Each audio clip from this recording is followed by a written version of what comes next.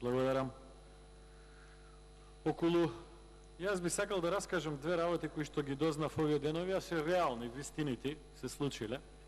Во една јавна институција доаѓа член на управен одбор, назначен од Социјалдемократскиот сојуз и оди кај директорот, претходно назначен од ВМО. Да, реплик. Ве молам, бидете малце поголем, бидете малце галантен, немојте по 3 секунди, 2 секунди да кратите, бидете малце поголем. Значи, оди членов на управен одбор назначен од СДСМ кај стариот директор од ВМРО и му вика, види, помина рокот, помина 6-ти, ова е на 12 август се случува, му вика, дали може ние како управен одбор сега да одржиме седница на 12-ти, ама дали имаш ти проблем датумов да го заведеме дека сме одржале на 5 август.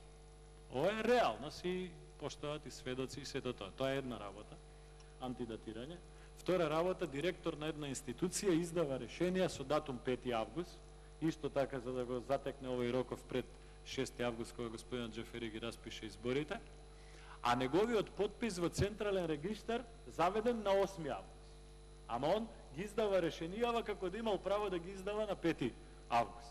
И сето тоа сега ќе поврзам со други случувања кои што се случуваат, гледам дека станува збор за едно грубо однесување. На крај на криштата дури овие оставки Сабајлево што ги чувме од Лешовски и Зиков, човек криво да му дојде со оглед на тоа дека лично ги познавам и двајцата, па и добри решенија беа и Зиков и Лешовски.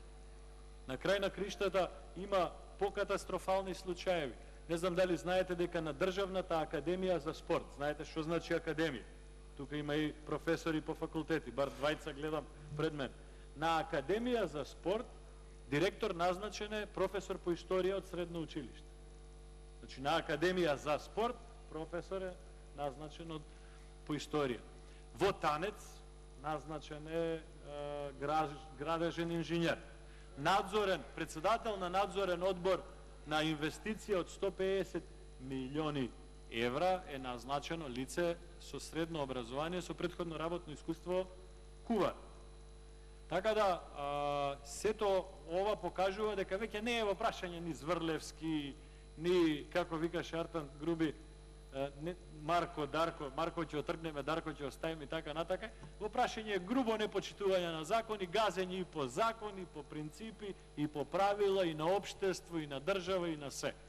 Значи, дотаму е дојде на работата, што веќе ваквите работи по градовите се раскажуваат како анегдоти. Веќе луѓето тоа го прецепираат како анегдоти и се навикнати дека секое назначување, да не зборуваме по градовите што се случува низ Македонија, тоа веројатно на некоја од следните расправи. Благодарам.